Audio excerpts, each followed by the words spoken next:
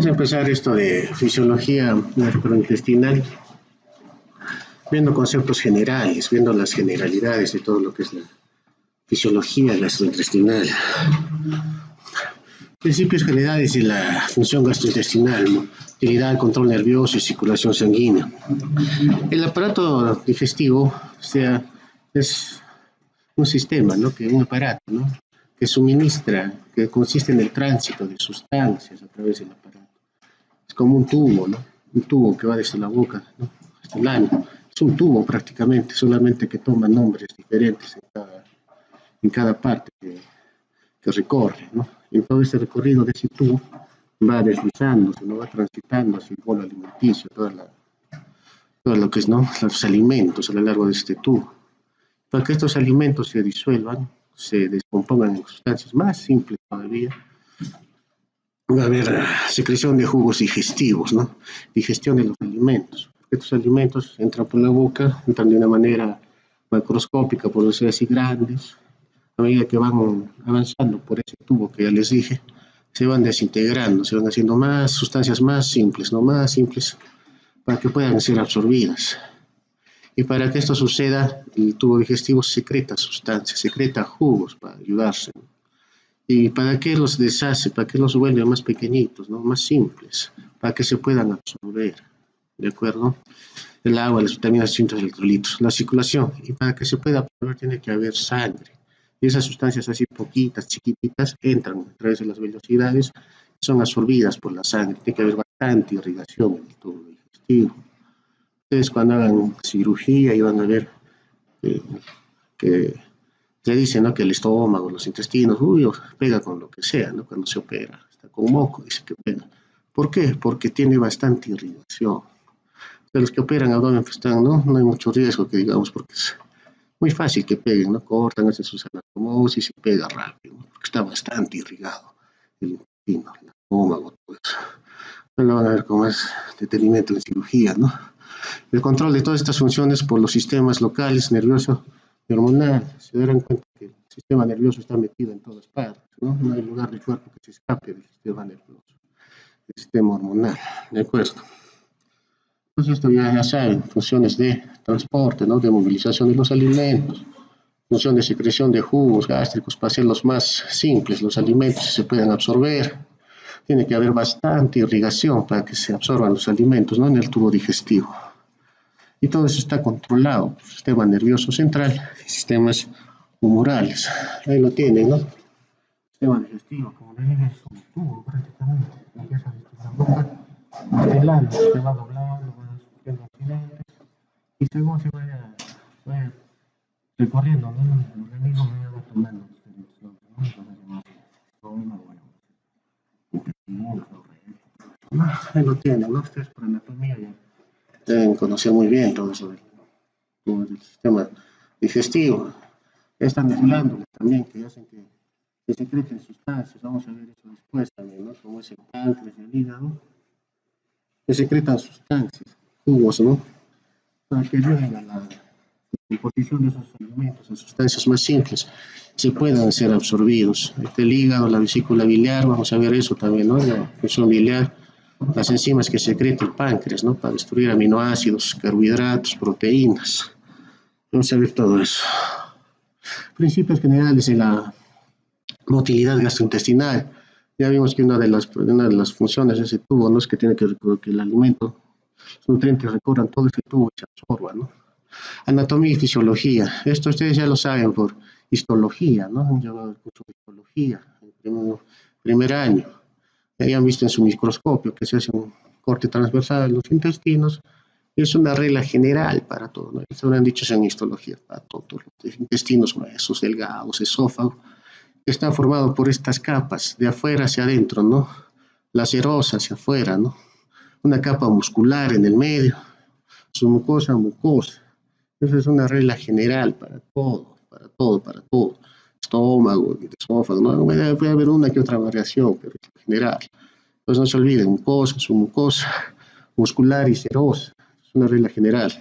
Esa capa muscular que hay en el intestino, en los intestinos, que ayudan a que se muevan, ¿no? Las contracciones de ese músculo ayudan a que despacio, ¿no? El alimento puede ser digerido. Esa capa muscular está dividida en dos capas, una capa muscular lisa, longitudinal, y una circular, ¿de acuerdo? Es la misma capa muscular, pero se la divide en dos. Además, la zona profunda de la mucosa contiene haces dispersas y fibras musculares liso, musculatura mucosaria. Ahí lo tienen, ¿no? Lo que estamos diciendo. De adentro, desde la luz del intestino, está la mucosa, más ahí está la mucosa, más ahí está la muscular, que se divide en sus fibras longitudinales, sus fibras circulares, y al final, ¿no? Ya afuera, ¿no? La periferia del tubo digestivo, ¿no? La zona marginal, ahí se encuentra la serosa, ¿no? Ya prácticamente en contacto con el peritoneo, con los otros órganos del aparato digestivo. Ahí lo tienen, ¿no? El dibujito. El músculo liso, ahora vamos a ver lo que es el músculo liso, intestinal profundo, funciona como un sinsitio. Cada fistesia también saben lo que es un sinsitio, ¿no? En embriología han hecho lo que es sinsitio, trofoblasto, ¿no? Todo eso. Cada fibra mide, entonces el músculo gastrointestinal funciona como un sinsitio, ¿no? Cada fibra mide 200 a 500 micras de longitud y 10 micras de diámetro, con haces de 1000 fibras, ¿no? La capa muscular longitudinal, los haces se extienden longitudinalmente y la capa muscular circular los rodea. Lo mismo, ¿no? Capa longitudinal, capa circular, mide de 200 a 500 micras de longitud y 2 a 10 micras de diámetro, ¿no? Las fibras están conectadas por uniones celulares en longitud del plazo de iones. Cada haz de fibras musculares lisas está separada por tejido conectivo laxo, pero fusionados en muchos puntos que representan una trama ramificada de haces de músculo liso. Estas capas musculares están separadas, ¿no? Por tejido conjuntivo, en otras palabras, pero no en todas partes, ¿no? Hay algunas partes que no están unidas.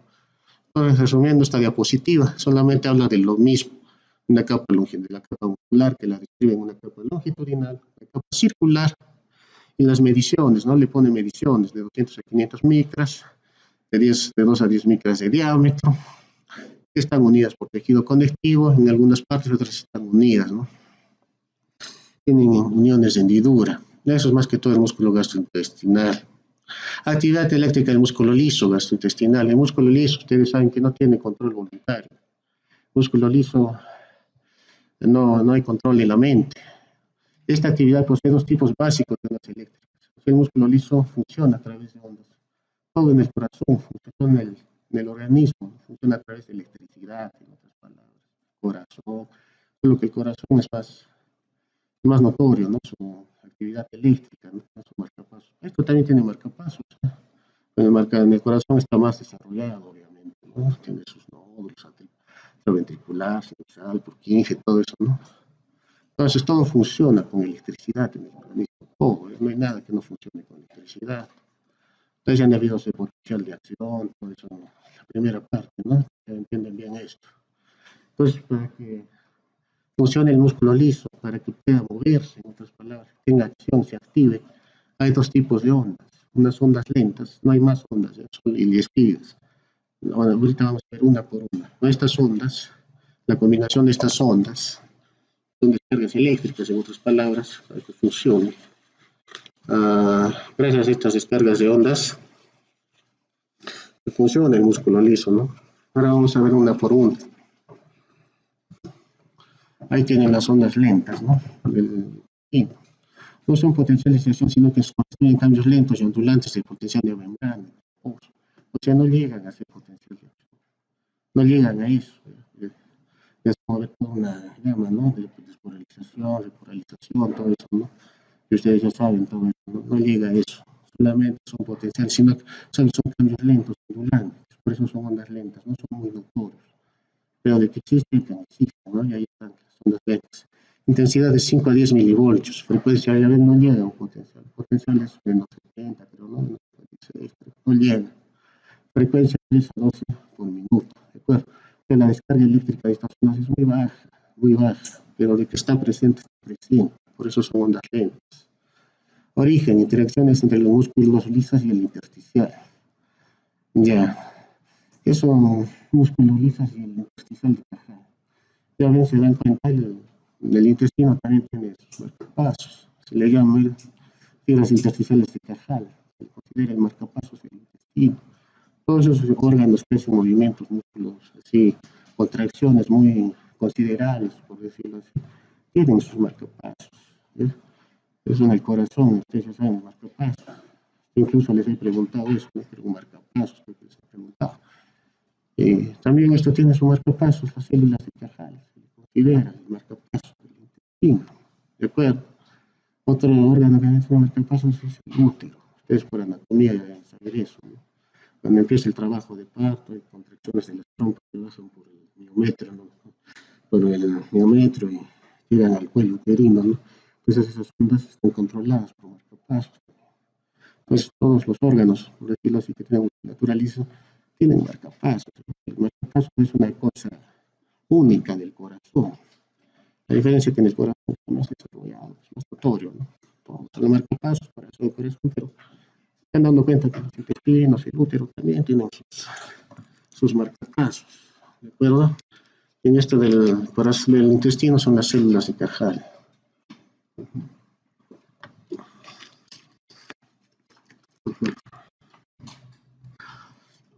Capaz. Contacto con células sinapsis. Las ondas no inducen contracciones musculares, algo que sea en el estómago.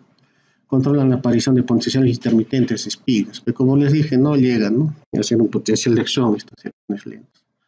Podría decirte que es una cuestión mediocre, ¿no? Potencial de acción mediocre, que no llega a ser potencial de acción. Son las ondas lentas. Potencial de espiga. Ahora vamos a ver las otras, ¿no? Estas sí ya llegan a ser potencial de acción, ya tienen más potencia que las otras, ¿no? Verdaderos potenciales de acción. Estas sí son potenciales de acción. Las otras no eran potenciales, solo son una simple electricidad, por decirlo así, que pasa, ¿no? Que mueve un poquito la membrana, nada más. Esta sí causa todo este alboroto de iones, ¿no? De polarización, repolarización, todo eso que ustedes ya saben que lo han hecho en la primera parte de fisiología, en bioquímica, en biología, entonces son expertos en eso, ¿no? Potencial de acción. Cuando el potencial de reposo en la membrana alcanza un valor más positivo de menos 40 milivoltios, frecuencia de 1 a 10 por segundos. Duran de 10 a 40 veces más que los potenciales de acción. Cada espiga puede prolongarse a 10 a 40 milisegundos. Ustedes son bien fuertes para darse cuenta. Y esto está dividido, y esto depende de canales de calcio-sodio más lentos. El movimiento de grandes cantidades de calcio es importante en la contracción de fibras musculares. Ustedes ya saben eso, el ion calcio es importantísimo para las contracciones. Si no hay calcio, no hay contracción prácticamente. También el calcio es importantísimo, cuando hemos visto la parte de hematología, en la que habla de la coagulación, ¿no? Si no había calcio, no había coagulación, pues es simple, ¿no? Entonces el calcio es una cosa muy importante, ya no está por estar, y las cantidades son bajísimas, les dije, no la sangre, ion calcio. Ustedes ya saben por bioquímica, tienen eso. 99% del calcio está en el hueso. En hematología también les dije eso. 1% no está en la sangre. Dense cuenta, es 1% nomás que está en la sangre por las funciones que tiene que cumplir. 1%, imagínense, 1%. 99% está en el hueso, ahí encarcelado, atrapado, como una cárcel, ¿no? Salvo que haya patología ósea, ¿no? Ustedes ya lo van a ver después, ¿no? Pero en una homeostasis normal, ¿no? Un ser humano, un organismo sano, ¿sí? 1% no mata, ¿de acuerdo? Y bien, pues, ¿no? Las ondas mínimas, el potencial de acción, lo que está de rojo son las espigas, tremendo potencial de acción, tremendas descargas eléctricas que hacen que el músculo se mueva. También las ondas lentas no, están nomás, pero están pues. Cambios de voltaje del potencial de membrana en el reposo, estamos viendo toda la cuestión eléctrica. Potencial de membrana en reposo normal, 56 milivoltios. Cuando el potencial se hace menos negativo, se denomina despolarización. Ustedes ya saben, cuando se empieza a positivizar la cosa, se llama despolarización de la membrana, ¿no? Se vuelve más excitable. Cuando el potencial se hace más negativo, se denomina hiperpolarización. ¿De acuerdo? Menos excitable. Ustedes ya saben esas cosas. Factores que despolarizan la membrana, que hace que se vuelva más positiva la cosa, ¿no? Que se vuelvan las cargas positivas. En electricidad, en biofísica, ustedes también saben, ¿no? Son las cargas positivas, negativas, punto. Entonces, que hace que se vuelva positivo, ¿no? La membrana, todo eso. La distensión del músculo, ¿no? Es uno de los factores que ayuda a que se positivice. La estimulación con acetilcolina ayuda a las terminaciones de los nervios parasimpáticos. Ya vimos, ¿no? Cuando decíamos parasimpático, que el neurotransmisor es por excelencia el parasimpático en la neurona preganglionar y postganglionar era la acetilcolina, ya lo vimos, ¿no es cierto? El simpático era un mix, ¿no? De acetilcolina con adrenalina, ¿no es cierto? Con catecolamina. La estimulación sobre distintas hormonas gastrointestinales específicas. Acá también entran hormonas, vamos a ver después, ¿de acuerdo? Factores que hiperporalizan la membrana. Ya hemos visto lo que desporaliza, ¿no? Ahora, ¿qué es lo que hiperporaliza? Lo que lo vuelve más negativo. Hemos visto lo que lo volvía más positivo. Ahora lo que lo vuelve más negativo, cargas más negativas, ¿no? Efectos de la noradrenalina. En el otro vimos que era acetilcolina, que es la noradrenalina, o de la adrenalina sobre la membrana de la fibra. La estimulación de los nervios simpáticos. En el otro era parasimpático. Acá es simpático, lo contrario, nomás. Secretan principalmente noradrenalina en sus terminaciones. Entonces no se olviden, despolarización, repolarización, hiperpolarización, ¿no? De la membrana, así que se muevan todos el músculo.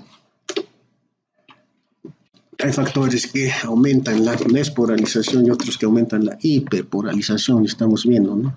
Uno por uno.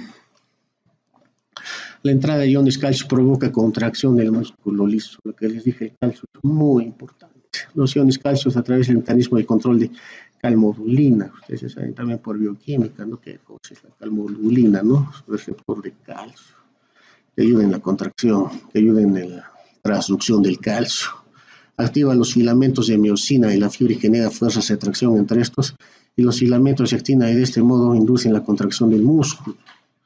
Ustedes también saben que la calmodulina, cuando hayan hecho bioquímica, eso también no lo que es apoptosis. La apoptosis también tiene que ver bastante con la calmodulina. Si no hay calmodulina, no hay apoptosis. Así de simple. Entonces, la calmodulina es muy importante para el calcio, tiene muchas funciones, apréndanla bien. Las ondas lentas no participan en la entrada de iones de calcio, solo las de espiga y entran. Y no solo causan la entrada de iones sodio. Contracción tónica de una parte del músculo liso gastrointestinal. Causas de contracción tónica. Potenciales de espigas repetidos y continuos. Pues el músculo se vuelve tónico, duro, ¿no? Contraído. ¿Y esto a qué se debe? Que hay demasiadas espigas. Pues, ¿no? Ya vimos que ese potencial de espigas, esas descargas de espigas, son muy fuertes. Que hacen que se mueva toda la musculatura. Entonces hay mucha contracción de espigas, se va a volver tónico el músculo. Acción de hormonas u otros factores que induzcan la despolarización parcial y continua de la membrana. Sí.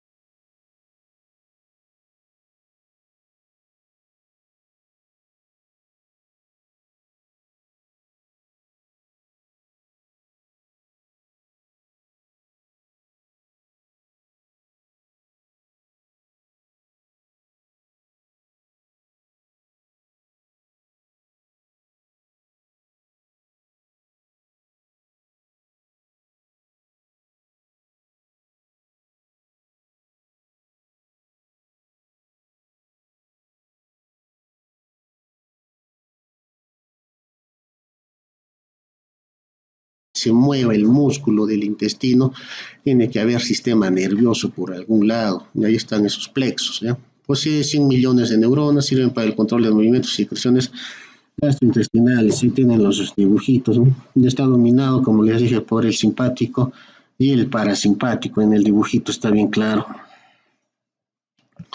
El sistema nervioso entérico está formado por los plexos, un plexo externo situado entre las capas musculares objetiva y circular y denominado plexo mientérico de Auerbach. Ustedes ya lo han visto en anatomía, en los intestinos, ahí lo han visto entre la capa muscular, ¿no? La micrología también es un plexo, ¿no? Cuando ven en un microscopio las láminas de músculo, ahí lo han debido ver el plexo de mientérico de Auerbach.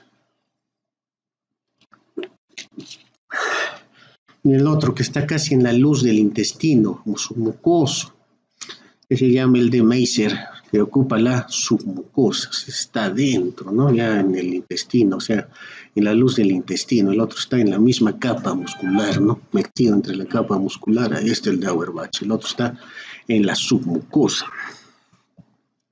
Ahí tienen el plexo mientérico de Auerbach, el plexo de Meiser, ¿no? Miren, el plexo mientérico de Auerbach, como está en el músculo, ya simple sentido común, ¿no? Simple lógica, tiene que ver con la contracción del músculo, con el movimiento del músculo. Les dije los movimientos gastrointestinales, está en el músculo.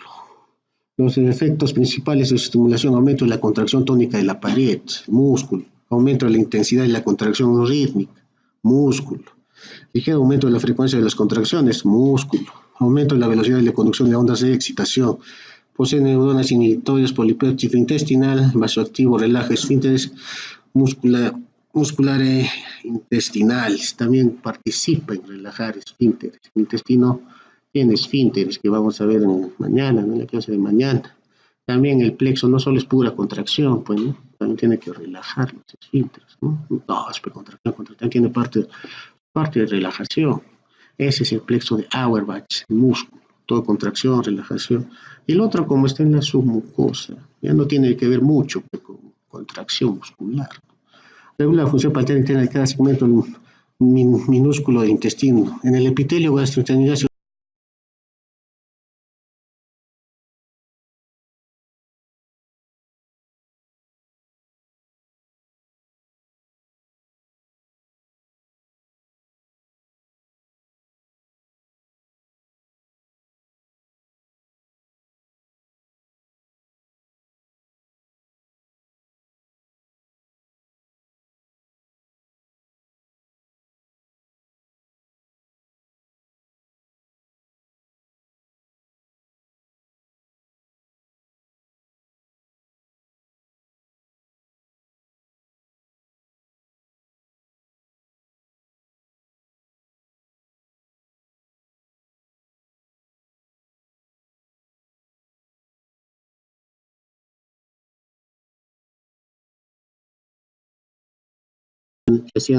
donde llegaba la primera neurona. Y la unión de todos estos ganglios, como una cadenita así de puro ganglio, se llamaban los ganglios prevertebrales, ¿de acuerdo? Entonces, el epitelio gastrointestinal se origina en terminaciones nerviosas sensitivas que envían fibras aferentes a ambos plexos del sistema nervioso.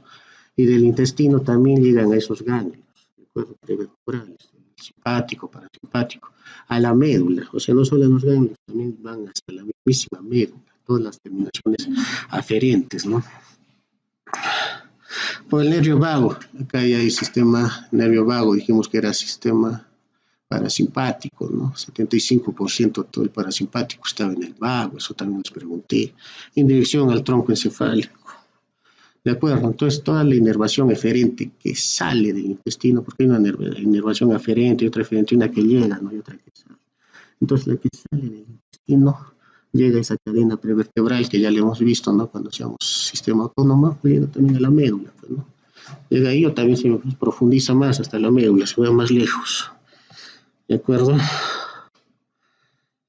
Ya, acá tenemos los neurotransmisores del sistema nervioso. Se están dando cuenta que el sistema nervioso tiene que ver bastante con esto, ¿no? No solo es puro músculo, pura mucosa, el intestino, tiene que ver bastante el sistema nervioso. Y acá están los neurotransmisores secretados por las neuronas entéricas. Como se darán cuenta, son varios. Pero los principales, ya saben, acetilcolina, noradrenalina, que son los neurotransmisores básicos del sistema simpático y parasimpático. Los dos primeros son los más importantes, ya los hemos visto, simpático, parasimpático, ¿de acuerdo? Los demás están ahí presentes, tienen función, pero los más importantes son los de arriba. Tenemos el trifosfato de adenosina, la serotonina, dopamina, colecistocinina, sustancia P, polipéptido intestinal vasoactivo, somatostatina, lincocefalina, metencefalina, bombecina, ¿no? Se darán cuenta que son bastantes, ya, o sea, no solamente es adrenalina, noradrenalina, ¿no? Se darán cuenta de la cantidad de neurotransmisores que hay. Inervación parasimpática, sistema nervioso simpático. Ustedes ya vimos, ¿no? La parte parasimpática del sistema autónomo que dividiría en sistema autónomo simpático, parasimpático. El parasimpático ya tenía origen cráneo sacro, ¿no? En la región del cráneo y en la región sacra. Y el simpático era lumbar, ¿no? Entonces acá es lo mismo, ¿no? Solamente acomodarlo acá. Sistema parasimpático craneal. Nervios vagos, ya les dije, ¿no? El nervio era el que salía de, es el nervio que sale, ¿no? Del parasimpático del cráneo y se llega a todo el abdomen, ¿no? Abdomen, tórax, todo, ¿no? Del intestino grueso. El sistema parasimpático sacro se origina en los segmentos sacro, segundo, tercer y cuarto de la médula espinal, viajan con los nervios pélvicos hacia la mitad y está el intestino grueso y llega hasta el ano. Las neuronas posganglionales se encuentran en los plexos mientérico y submucoso. Es solamente un repaso en lo que hemos hecho parasimpático. Inervación simpática se origina en la médula espinal entre los segmentos T5 y L2. Tiene el siguiente recorrido: médula, cadenas simpáticas, ganglios simpáticos, ganglio celíaco, mesentérico, cuerpos de neuronas simpáticas. Ya vimos, ¿no? Cuando hacíamos simpático, que había una neurona preganglionar, una posganglionar, la cadena simpática, ¿no? Y también estos simpáticos se formaban, ¿no? A nivel de los glándulos aórticos, ganglio celíaco, ¿no es cierto? De ahí salían fibras para inervar toda la parte pélvica. Liberan noradrenalina, efectos discretos, efecto directo de la adrenalina secretada sobre el músculo liso, el tracto intestinal que inhibe, salvo la musculatura muscular a la que excita. Efecto inhibidor más potente de la noradrenalina sobre neuronas del sistema entérico. Fibras nerviosas sensitivas eferentes del tubo digestivo. Hemos visto lo que es simpático, parasimpático. Ahora, las fibras sensitivas aferentes del tubo digestivo. Estas fibras tienen sus cuerpos celulares en el sistema entérico y en ganglios y la red dorsal de la médula. Ustedes saben que la parte de la médula tiene dos partes. Tienen sus astas anteriores y sus astas posteriores. Las posteriores son sensitivas, ¿no? Por eso va la raíz dorsal de la médula. Se estimulan por irritación de la mucosa intestinal, distensión excesiva del intestino. En sí el intestino casi no duele, ¿no? Ustedes saben, ¿no? Un peritoneo visceral, parietal. No hay, por lo general no debe haber dolor, en el pulmón tampoco, ¿no?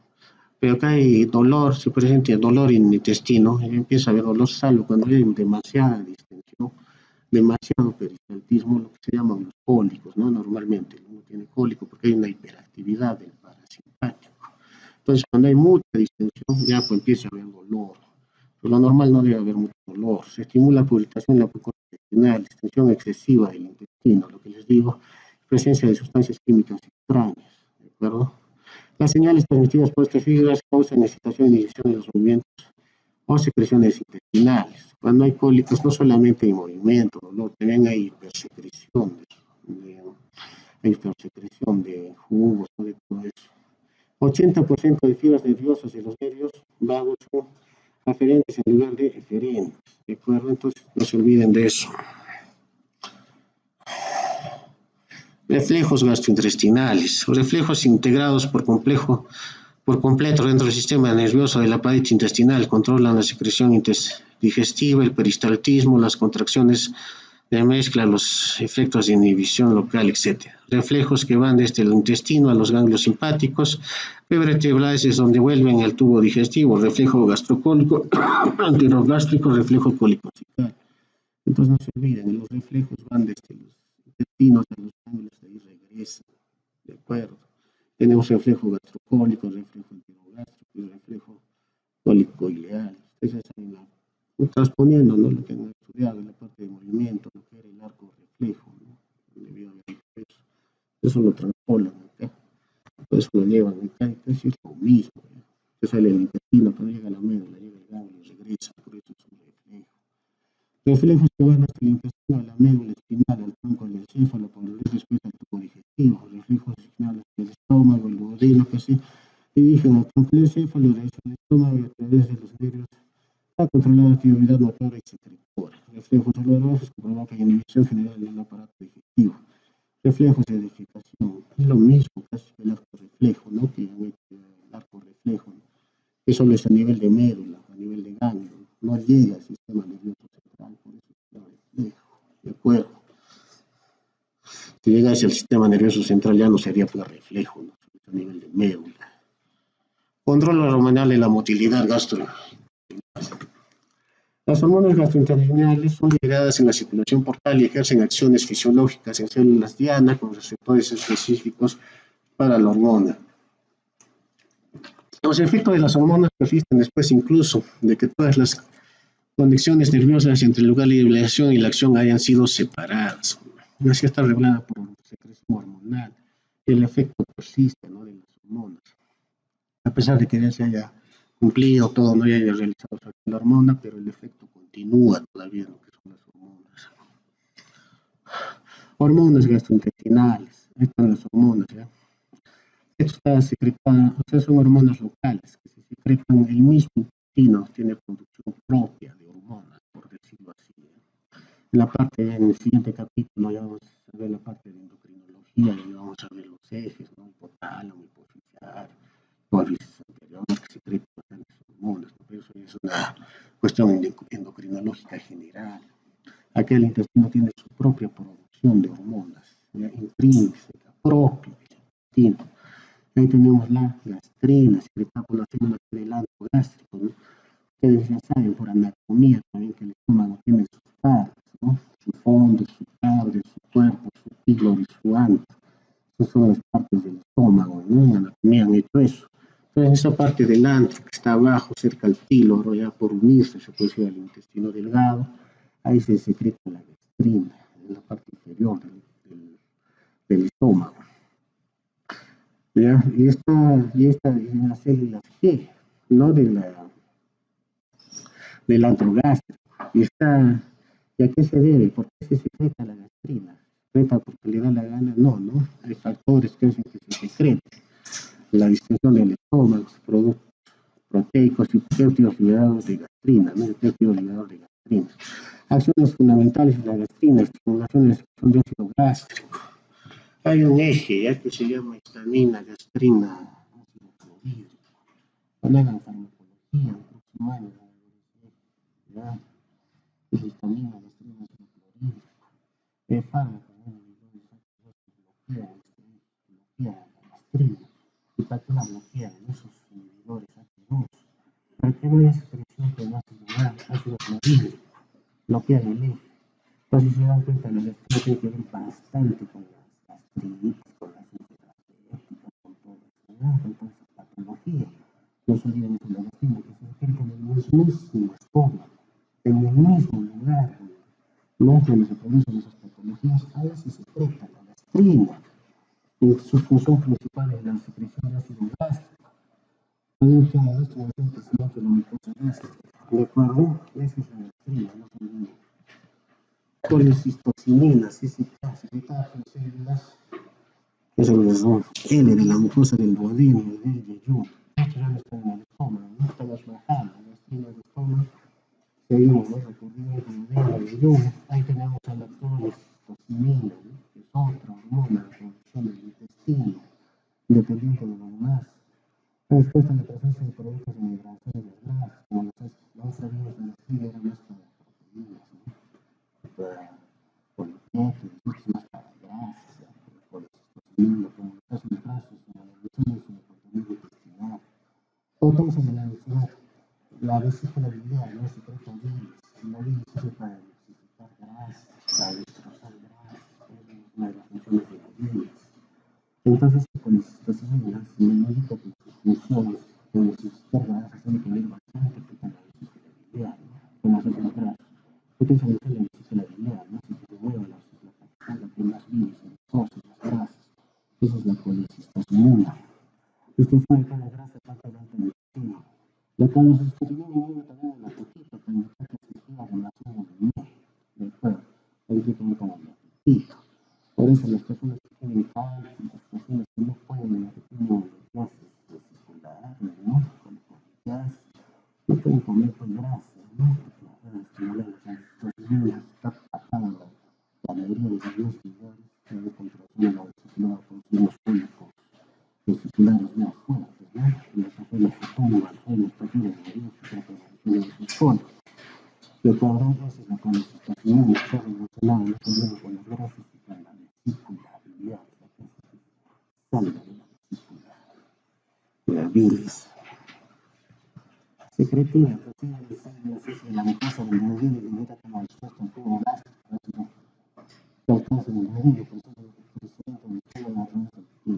Posee efectos sobre la actividad del digestivo, estimulando la secreción pancreática de bicarbonato para facilitar la reformulación del ácido en el intestino delgado. Esta secretina tiene una acción más protectora, si se da cuenta. En el estómago, formada en la parte de gastritis, úlceras, hay factores protectores, factores agresivos son el ácido clorhídrico, la toxina, fumar, tomar alcohol, ¿no? Esas son las cuestiones agresivas. Pero el estómago también tiene su parte defensiva. Es el bicarbonato, una cuestión defensiva de la mucosa del estómago, ¿no? Otra cosa es la circulación también, ¿no? Es una cuestión defensiva del estómago. Entonces, esta secretina los oportunos en la parte defensiva del intestino del estómago frente a los agentes agresores, por decirlo así.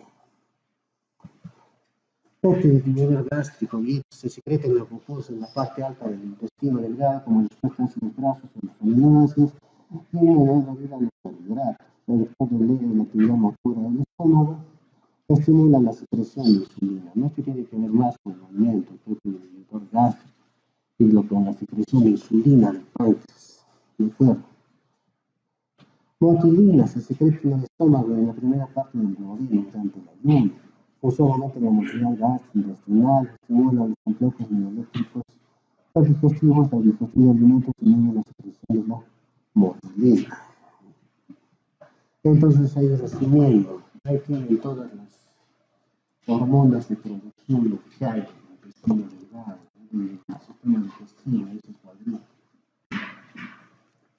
La gastrina tiene que ver más con proteínas que son nervios, ¿no? Células G se secreta en las células G del alto, estimula la secreción de ácido gástrico, ya decir que el eje, ¿no?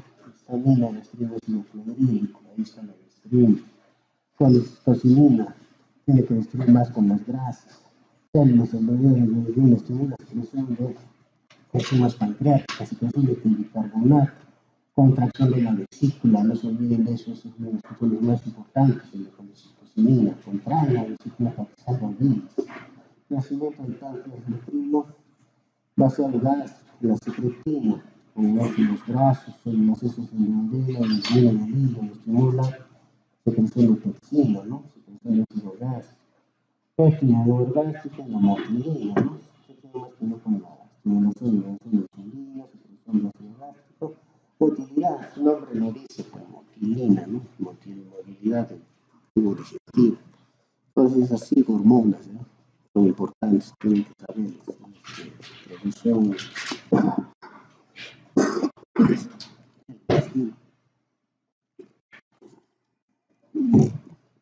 Tipos funcionales de movimiento del tubo digestivo. El tubo digestivo tiene dos movimientos básicos, son el de propulsión y el de mezcla. Estos son los dos movimientos básicos que desarrolla todo el intestino. Movimiento de propulsión que produce el desplazamiento de los elementos celulares a través de una velocidad de alta de su digestión y absorción. Ese es el de propulsión, propulsa, ¿no? Impulsa los alimentos, ¿no? Que se muevan a través del intestino. Que no estarían estancados, no se fermentarían, se produciría una digestión, ¿no? Eso es una digestión cuando los alimentos no se quedan ahí estancados, ¿no? Esos movimientos de propulsión impiden eso, ¿no? Que se mueva para que se puedan desintegrar los alimentos más simples, ¿no? Y el movimiento de mezcla, que mantiene el contenido que sea permanentemente mezclado, ¿no? Se mezcla con los alimentos. Esos son los movimientos de mezcla. Los movimientos de propulsión, ahí tenemos el peristaltismo, ¿no? Los movimientos peristálticos, ustedes están en conocimiento. Anillo de contracción del músculo circular intestinal que se prolonga a lo largo del cuerpo. Lo hemos visto que en la parte muscular tiene fibras longitudinales y fibras circulares. Entonces, ahí está bien, el músculo circular intestinal que se prolonga a lo largo del cuerpo, hace que se contrae cada tiempo, y eso hace todavía peristaltismo. El estímulo de todo peristaltismo es la distensión del tubo digestivo. La distensión química física de la distensión hospitalaria del intestino se encadena el peristaltismo. Las señales parasimpáticas que llegan al tubo digestivo inducen efecto peristaltismo. O sea, cuando es parasimpático es el que domina. Cuando hay un cólico abdominal, una enfermedad, no tiene que ser cólica al hospital, eso debe tener muy frecuentemente. ¿Por qué? Porque hay una sobreestimulación del parasimpático. El simpático es el que está predominando ahí. Y ya vemos en la clase, cuando hacíamos en el sistema autónomo, el parasimpático predomina en la noche. Por eso es más frecuente que los cólicos se presenten en la noche, porque predomina el parasimpático. Y el parasimpático hace que haya más peristaltismo, más movimientos de propulsión. Por parte de eso, va a haber más movimientos de propulsión, va a haber más secreción de jugo.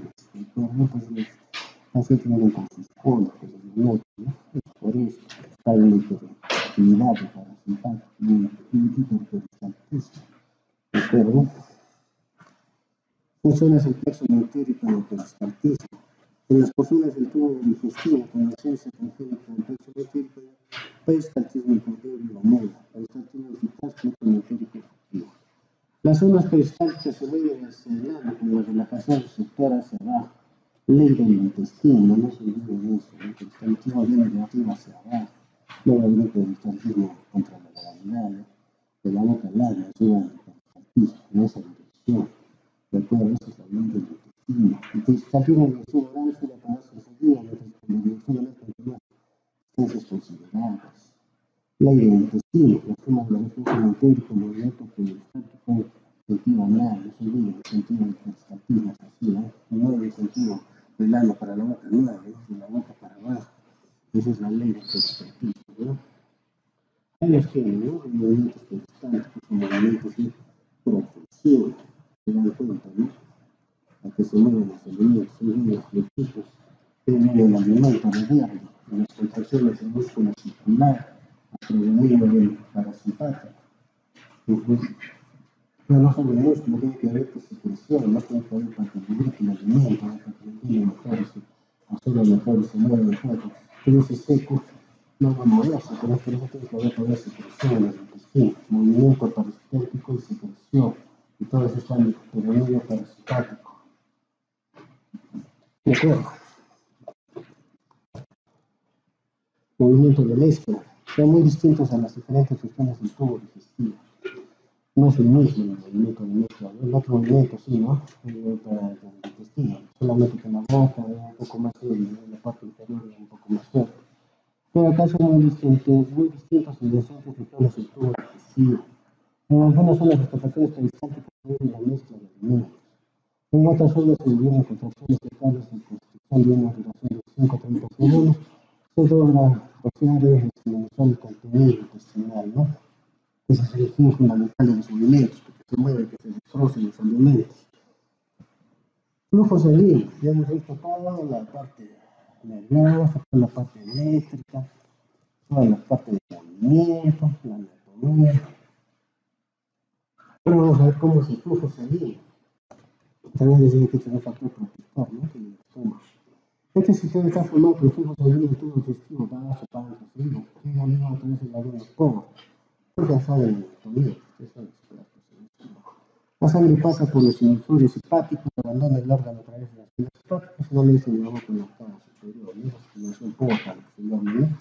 Arteria, la vena porta, que se forma de pines, claro que en el sentido superior, pero no. La vena porta, llega al hígado, llega a los hemisferios hepáticos, abandona el hígado a través de las venas hepáticas, en la cava inferior, vena cava inferior, aurícula derecha del corazón, ¿no es cierto? Es la circulación. El flujo sanguíneo secundario permite que las células reticuloendocriales de los hepáticos eliminen la testa y partículas que podrían penetrar en la circulación general. Se olvida la parte media. Es un gran laboratorio, como se lo ha definido, ¿no? Del organismo. Se fabrican proteínas, todo eso. Tiene que ver bastante con el metabolismo también tiene esa función de eliminar bacterias, en particular, ahí hay células presentadoras, macrófagos, también tiene esa función, aparte de la biología, la proximal, la biología. Los elementos solubles son grasos como los hidratos de carbono, las proteínas y transportados en los hemisferios hepáticos. Los hepatocitos se suelen relacionar en la mitad de las dos terceras partes de los elementos nutritivos absorbidos. Las grasas casi todas no están en la sangre, por tanto, sino que pasan en los linfáticos intestinales, está dirige al torrente sanguíneo a través del conducto torácico circulado por el hígado. Ya vimos, ¿no? Que todas las grasas, sustancias grandes que hicimos hemodinámica se metían, ¿no? En el sistema linfático, el conducto torácico y llegaban a la fluentes, víbulas, ciclones, chívaros, ¿cierto? Circulación esclática, ¿no? La tiene, ¿no? El intestino, vena porta, periférica, mesentérica superior, tiene el hígado, el sinusoide hepático, ahí lo tiene. El sinusoide hepático tiene las funciones de matar bacterias. De ahí sale por las venas hepáticas y tiene una vena acá inferior, la vena acá inferior va a la aurícula derecha del corazón, no tienen toda la circulación, ¿no? Anatomía de la zona gastrointestinal. Ustedes son todos en esto, ¿no? Sí, no, vamos a pasar, ¿no? Ustedes saben eso, anatomía. Ubicación gastrointestinal, ustedes saben que no es tronco ciliar, porque la coronal estomática, hepática, plénica, ¿no? Mesentérica superior que irriga todo el intestino, mitad derecha de colon, ¿no? Colon ascendente, mitad derecha de trasero. Mesentérica inferior, irriga mitad, cierra el colon y todo colon ascendente, sigmoide, recto, ano, ¿no? Eso es todo, ¿no? Resumiendo todo ese dibujo. Efectos de la actividad intestinal, los factores metabólicos son el flujo sanguíneo gastrointestinal. ¿Tienen algo ustedes esto? La neurona, el flujo sanguíneo depende del tubo digestivo y también depende hay directamente al grado de actividad local. Por ejemplo, después de una comida se incrementan esto lo hemos visto, ¿no? Conocemos en la dinámica, había la teoría metabólica, la teoría biógena, ¿no? De la circulación. Control a largo plazo, control a corto plazo. Y esto dependía, ¿no? Del movimiento, de la cantidad de nutrientes. Si había poco nutriente, había vasodilatación de los vasos, ¿no? Si hay poco oxígeno, había vasodilatación. Vivimos en la dinámica, es de acuerdo a la teoría metabólica.